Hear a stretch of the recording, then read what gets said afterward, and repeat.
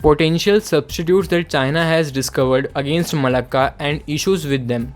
तो last video में हमने समझा था कि कैसे चाइना मलाक्का स्ट्रेट की वजह से डिसएडवांटेजियस पोजीशन में है अगेंस्ट इंडिया, और कैसे चाइना के अगेंस्ट इंडिया के पास एडवांटेज है मलाक्का स्ट्रेट की वजह से और अंडमान निकोबार आइलैंड की वजह से।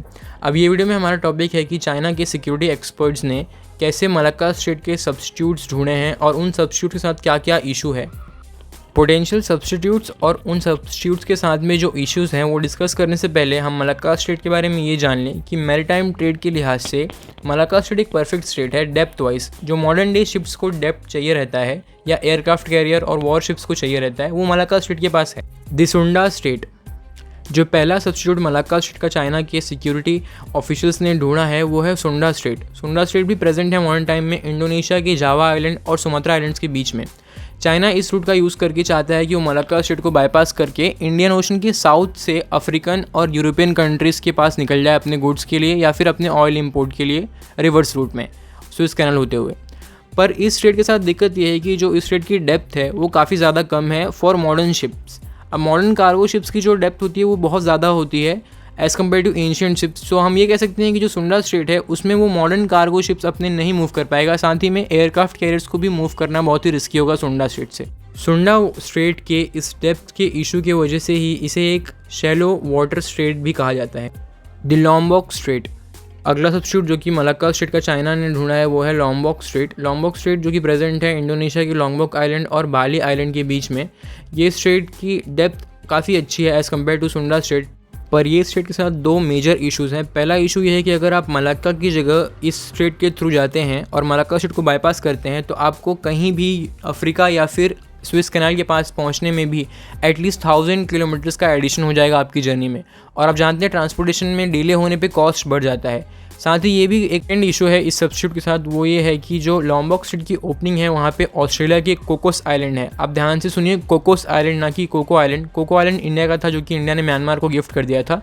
इंडिया के पास स्ट्रेटेजिक एक्सेस है कोकोस आइलैंड का ऑस्ट्रेलिया के, और ये डील इंडिया और ऑस्ट्रेलिया के बीच में काफ़ी टाइम पहले से हो चुकी है कि वो दोनों इस एक दूसरे के पोर्ट्स का यूज़ कर सकते हैं। तो इंडिया इस सिचुएशन में कोकोस आइलैंड का यूज़ कर सकता है। साथ ही यूएस की नेवी की प्रेजेंस भी रहती है हमेशा कोकोस आइलैंड पर। थाई कैनाल और क्राग कैनाल, चाइना का प्लान ये था कि वो थाईलैंड के बीच में एक कैनाल बनाएगा जिसका नाम है क्राग कैनाल, और उस कैनाल का यूज़ करके वो अपने गुड्स को डायरेक्ट इंडियन ओशन में उतार देगा साउथ चाइना सी से बिना मलाक्का स्ट्रेट का यूज़ किए। मैं इसे मलाक्का स्ट्रेट का सब्स्टिट्यूट नहीं मानता हूँ, क्योंकि जो क्राग कैनाल की ओपनिंग थी वो मलाक्का स्ट्रेट के जैसे ही अंडमान एंड निकोबार के सामने ही होती है। साथ ही में क्राग कैनाल का जो कंस्ट्रक्शन वर्क है वो 2020 से ही थाई गवर्नमेंट के द्वारा विदहेल्ड कर दिया गया है, और साथ ही ये भी नहीं पता फ्यूचर में उसका कंस्ट्रक्शन स्टार्ट होगा कि नहीं होगा। तो इसे एक सब्स्टिट्यूट मानना मेरे ख्याल से सही नहीं होगा। CPEC, the China Pakistan economic corridor. The China Pakistan economic corridor, the gift of India's most friendly neighbour Pakistan to India. खैर, चाइना का प्लान ये था कि वो अपने सिंजांग प्रांत से होते हुए, यानी कि जो चाइना का सिंजांग स्टेट आप कह सकते हैं, वहाँ से होते हुए पहले POK, फिर उसके बाद में बलूचिस्तान के थ्रू, जो बलूचिस्तान का एंड है जहाँ पे अरेबियन सी है, वहाँ पे जो ग्वादर पोर्ट है पाकिस्तान का, उसका एक्सेस लेगा और बाईपास कर देगा मलाक्का को। ये देखा जाए तो एक बेस्ट अल्टरनेटिव हम लोग बोल सकते हैं, पर इसके फ्लॉज कुछ ऐसे हैं जिन्हें गिला पाना भी काफ़ी मुश्किल है। पहला ये है कि जो CPEC है वो POK से होकर आता है। POK मतलब पाक ऑक्यूपाइड कश्मीर। अब इंडिया अगर फ्यूचर में POK वापस लेता है तो CPEC तो ऑलरेडी कट डाउन हो जाएगी, और अगर कनेक्शन ही नहीं रह जाएगा फिजिकल यानी टेरिटोरियल कनेक्शन चाइना और पाकिस्तान के बीच में, तो CPEC खत्म, और CPEC खत्म तो साथ में सब्स्टिट्यूट भी खत्म। सेकेंड इशू ये है कि जो बलूच इंसर्जेंसी है, यानी कि जो बलूचिस्तान के लोग हैं उन्हें बलूच कहते हैं, और उन्होंने आर्म्ड इंसर्जेंसी यानी कि violent insurgency against Pakistan establishment and Chinese people majorly start कर दी है, क्योंकि बलूचों को उनका जो राइट्स है बलूचिस्तान का वो नहीं मिलता, ना उनको रिसोर्सेज का एक्सेस मिलता है, उन्हें एक तरीके से सेकंड क्लास सिटीजन जैसा ट्रीट करते हैं। इसी पीरियड ऑफ टाइम आपने बहुत बार देखा होगा न्यूज़ में कि चाइना के लेबर्स को पाकिस्तान में मारा गया, बलूचिस्तान में स्पेशली, क्योंकि बलूचिस्तान के लोग जो अपनी आर्म्ड इंसर्जेंसी है वो चाइनीज़ लोगों को मार के ही दिखाते हैं। वो चाइनीज़ लोग से इसलिए हेट करते हैं कि जो एम्प्लॉयमेंट अपॉर्चुनिटीज़ भी बलूचिस्तान में अवेलेबल है, फॉर एग्जाम्पल अगर कोई एक्सट्रैक्शन हो रहा है किसी मटेरियल का, तो उसमें भी जो चाइना के लेबर हैं वो एम्प्लॉय होते हैं, ना कि बलूचिस्तान के जो लोग हैं। बलूचिस्तान के लोग एक फ्री बलूचिस्तान कंट्री के नाम का कैंपेन भी चलाते हैं। जो थर्ड इशू है CPEC के साथ में वो ये है कि जो CPEC की ओपनिंग है वो तो जिनजियांग में होगी चाइना में, पर उसकी जो एंड पॉइंट है जहाँ पे वो अरेबियन सी में एंट्री करेगी वो है ग्वादर में, और ग्वादर के जस्ट सामने पड़ता है ओमान। ओमान के एक एक पोर्ट जिसका नाम है दुगुम पोर्ट। अब इंडियन नेवी के पास उस पोर्ट का स्ट्रेटजिक एक्सेस है, इंडियन नेवी की प्रेजेंस रहती है दुगुम पोर्ट पे हमेशा।